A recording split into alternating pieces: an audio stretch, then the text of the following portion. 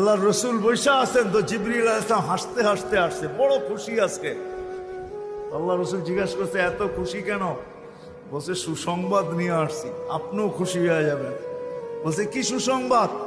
70,000 উম্মত আপনার হিসাব কিতাব ছাড়া জান্নাতে যাবে। তো শুনতে দেরি, চেহারা মলিন হইতে দেরি হয় না। তো জিবরিল আলাইহিস সালাম বললেন এটা কি?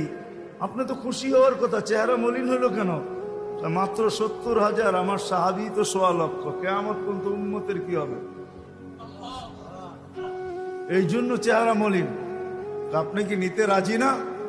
নিতে রাজি না এই কথা বলতেছি না, কিন্তু ভাবতে হবে এটা বলতে পারি। ভাইবা দেখি নিব কি নিব না। তো পাশে ওমর রাদিয়াল্লাহু তাআলা আনহু বসা।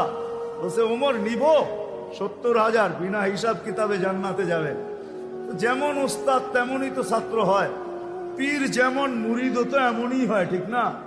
হ্যাঁ, কি বলেন? সঙ্গী ভালো হলে আমিও ভালো হব, এটাই তো সত্য। নাহলে কোরআন কেন বলবে কুনু মা'আস সাদিকিন? নেককারদের সাথে চলো, তুমিও নেক হয়ে যাবা, তুমিও নেক হয়ে যাবা। ভালোর লোকে চলো, ভালো হয়ে যাবা। প্রবাদ বাক্য এটাই সত্য। সৎ সঙ্গে স্বর্গবাস, অসৎ